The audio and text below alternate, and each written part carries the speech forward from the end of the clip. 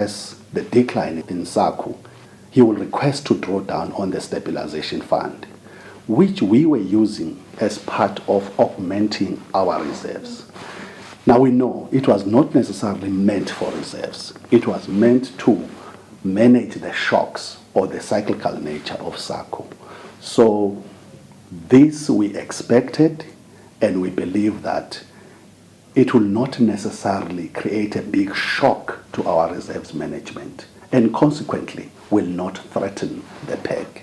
There are many factors that have to be in play for the peg to be threatened. It is not just the value of the reserves. It also includes the currency in circulation.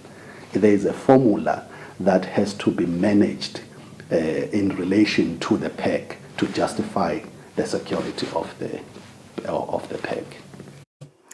Valuers say there is no way they can hike the value of property for the sake of commission. This follows complaints from some realtors that valuers play a part in the hike of property prices. We spoke to two property valuers, Thabani Dlamini of Consortium Projects Pty Ltd and Bongani Zwane of Springbok Property Valuations, who have been in the industry for some time. There has been a concern from some real estates that property valuers hike prices for their own benefit, making houses expensive. Thabani Dlamini, a valuer from Consortium Projects Pty Ltd, says this is far from the truth. As valuers, we do our work, which is doing the valuation, and then we would give it to whosoever has instructed us. For instance, an individual can come and say he or she wants a valuation done on a property that he or she intends buying or is selling. So we have to advise that particular person on how much that property can go for in the market. There are a few steps that we have to consider when doing the valuation. It is, for one, we have to find the location of that property, look at its feasibility. If it is a vacant plot or a farm or anything, we look at what is possible to build there. And then we advise accordingly as to if it's a rocky area or if it's just feasible land that you can build anything, freestyle or whatever. But also, there is a component of the local authority, depending on which town or area that property is based. Bongani Zwane, a property valuer from Springbok Property Valuations, shares his take on the matter. Our main task is to interpret the market. So it's no way that we get to just make up prices. We interpret the market and get to a position of giving an informed opinion in terms of the current market values at the time. So, and I think what has been causing about a lot of valuation accuracy and variance situations was the lack of this kind of an act which is proposed by the Ministry of Natural Resources and the regulation of the estate agents themselves. I think with both these professions being regulated, we are optimistic that there will be a drastic change and improvement towards both professions. The valuers have also welcomed the property valuation bill, saying when passed into law, the act will ensure proper regulation as it will bring accountability amongst other things. For Market View, Nelson Dlangamandla, Fuminkosi Nzinisa, Babane. Directive respect of withdrawals from Asidle Sonke bank accounts. The Commissioner for Cooperative Development and the Financial Services Regulatory Authority, FSRA, are in the process of initiating liquidation proceedings against Asidle Sonke in terms of Section 10 of the Cooperative Societies Act 2003. The grounds for liquidating Asidle Sonke include, but are not limited to, the following. Asidle Sonke is insolvent as its liabilities exceeds its its assets, rendering it insolvent by approximately 4.2 million malangeni. Asidle Sonke does not hold a valid license from the FSRA, and the Commissioner and FSRA is receiving a high volume of complaints against Asidle Sonke for failure of honor its obligations towards members. The inability of Asidle Sonke to not honor its obligations or its members is a sign of insolvency. That's it for our news this afternoon. Stay with us. We'll be joined by eWade's project manager.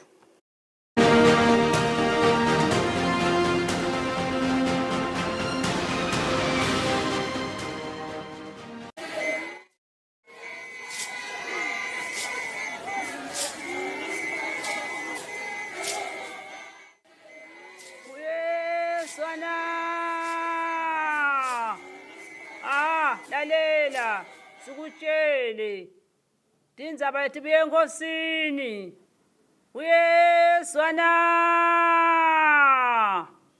ninebe kunene kulandzela simemetelo semaganu samhla ka7 emakhosi sabusise emalanga lamasha kuyo indlovane uSokandaba lutsango lonke lakawowo aliphele sigodlweni ebuhleni mhla tingamashumi 21 yosi mhla tingamashumi 22 engomeni yakhe mhla tingamashumi 23 ayachithwa amabutho bophezu kwemkhondo usho njalo Mswati lomnyama kubakala uthuli ulo dumandaba basempelempeleni ulo dumandaba basemampontweni bayethe wena phakathi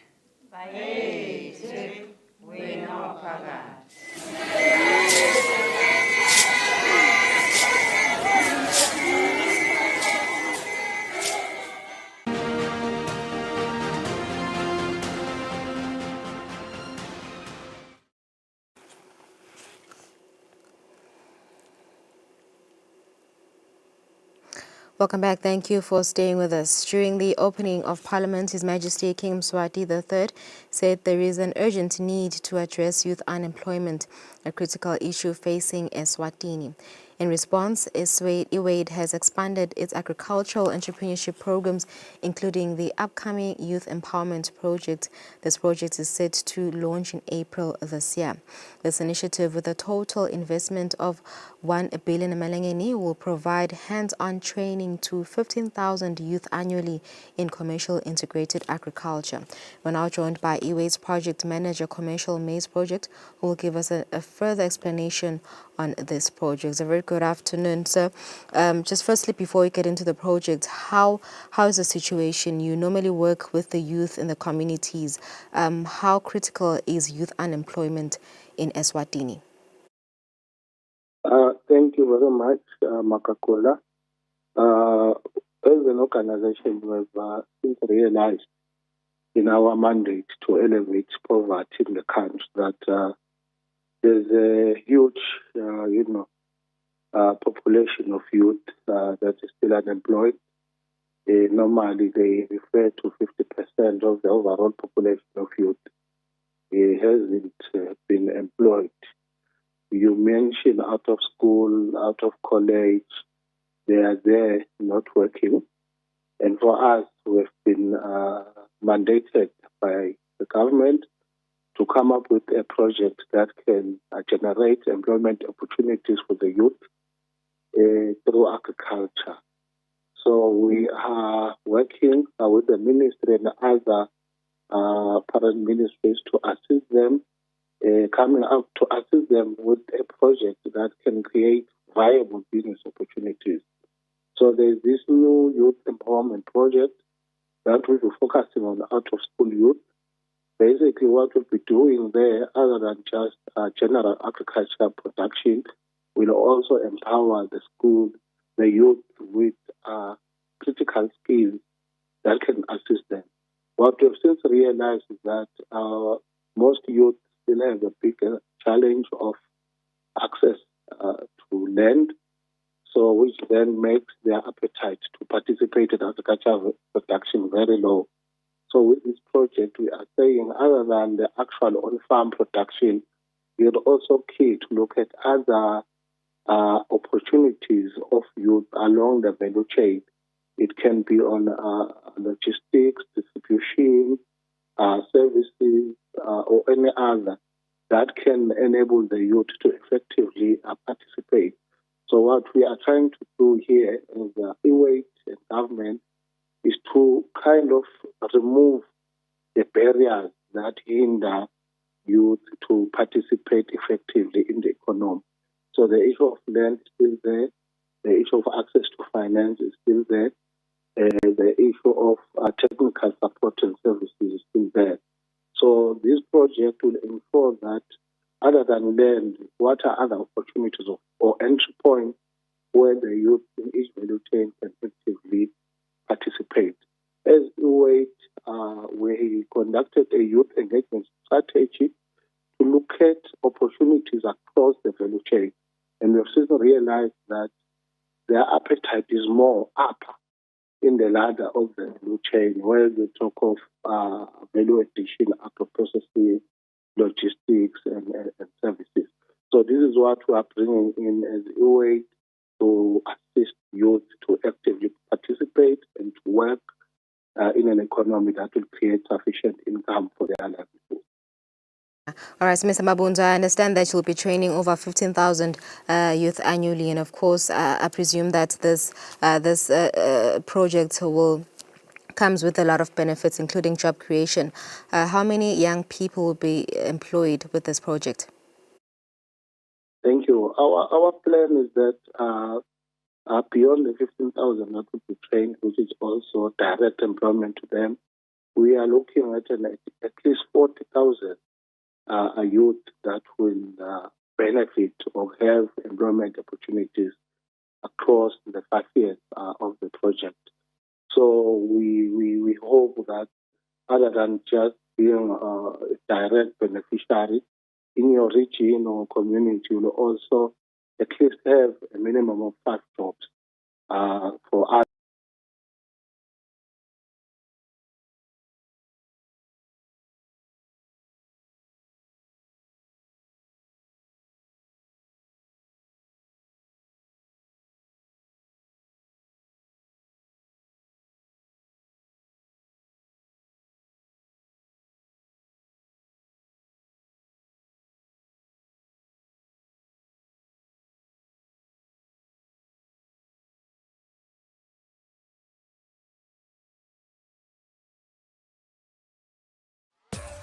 Maswati lamahle letemidlalo nitiletselwa yi-ebet. Sivakashele ku ebet.co.za namuhla.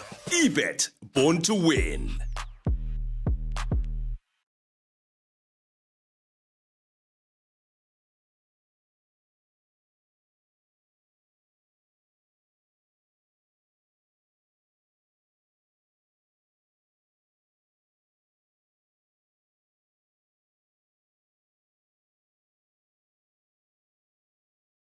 Training that is similar to what we be offering. So I would say the appetite is there, and this is the message across all board where Ewait has been requested also to have a critical eye on how to create employment opportunities of the youth. So with the experience that we are having in projects, mobilization of youth, training, coaching, and mentorship, we are positive that there will be some value add for any youth that will participate in this program. So we are ready and to work with this youth in the country. So could this project address the high need of food security in the country? Thank you.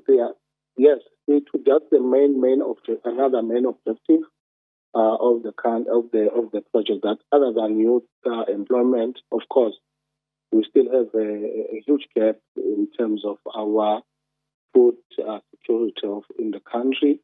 Our national demand in terms of our main staple food is around 140,000 metric tons, and we are currently far behind in achieving that. So, as our core mandate, as we were the Minister of Agriculture, to ensure that there is food security in the country. So, this project again has an element of supporting that. So, other than selling to that specific market, we are also considering food nutrition security as part of this project to try and assist the country in the import substitution strategy. So we are hoping that by the end of the project, the deficit that is there between the local production and our input will be greatly reduced through this project. Okay, just quickly, before I let you go, Mr. Mabunza, how will you go about selecting the youth? Do they apply? What's the process? Thank you. Our process is we are working with the Ministry of Agriculture Extension Services. We are working with the routing that we're having in the country. We are going to mobilize from those Tingula where we will do these workshops to kind of understand the youth, what are their needs currently. And then, of course, we have a selection criteria that is not too tight. But, of course, when we talk of youth, we are talking of a person that is between the age of 18 to 35 that will participate. We're also talking to a youth person that is out of school. Out of school meaning out of Form 5 or graduate, we don't discriminate. So we're looking forward to have those people actively engaging in this project.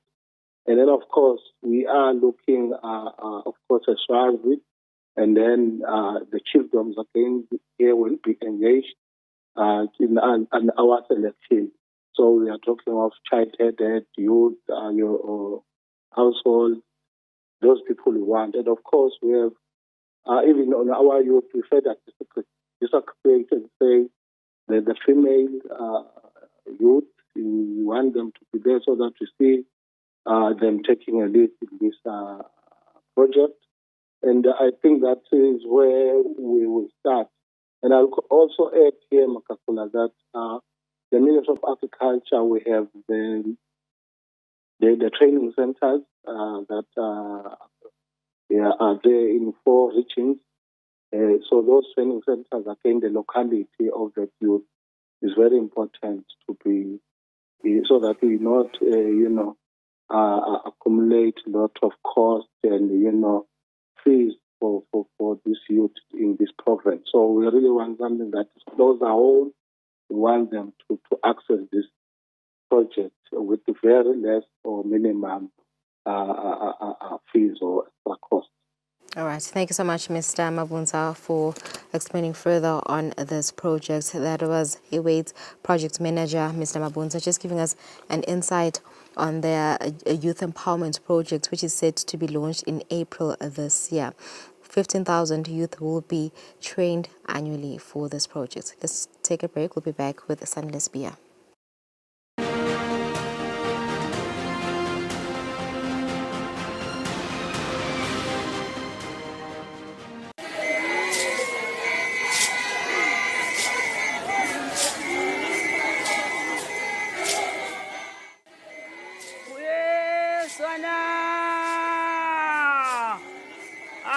Lalela sikutshele tindzaba letibuye enkosini uyezwana ninebe kunene kulandzela simemetelo semagano samhla ka7 emakhosi sabusise emalanga lamasha kuyo indlovane uSokandaba lutsango lonke lakawowo aliphele esigodlweni ebuhleni mhla tingamashumi 21 yosi mhla tingamashumi 22 engomeni yakhe mhla tingamashumi 23 ayachithwa amabutho bophezu kwemkhondo usho njalo umswathi lomnyama kubakala uthuli ulo thumanda basembelebeleni kulo dumandaba asemampontweni bayethe wena phakathi.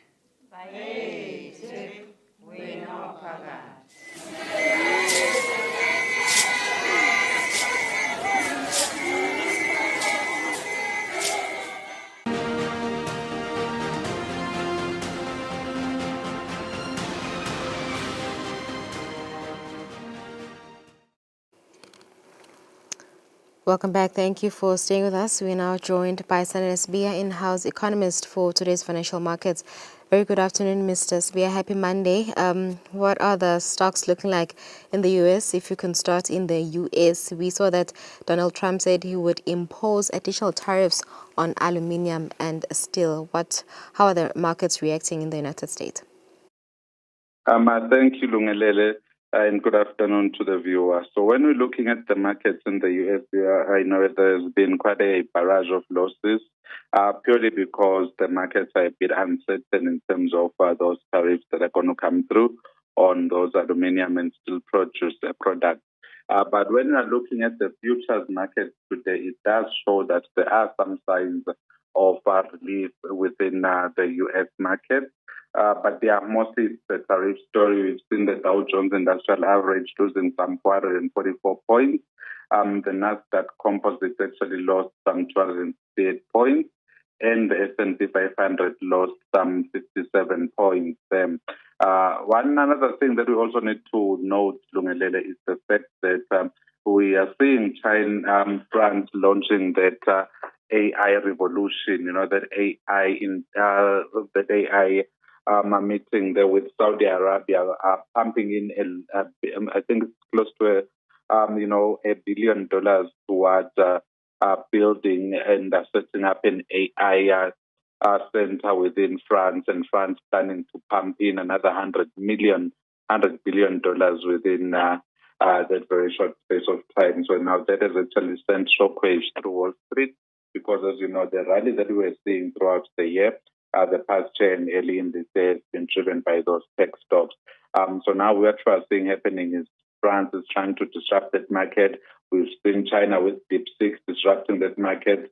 We've seen from London, Prime Minister, the Prime Minister there also, the Prime Minister coming out to really also state that the UK is going to pump in a lot of money. So now that's infusing some competition within that tech sector. So then moving on to the UK and the greater Eurozone, we're seeing, markets responding very well there, with the FTSE 100 gaining some 34 points to sit on the 87,034 in terms of all trade volumes. So now that's being boosted by the mining stocks.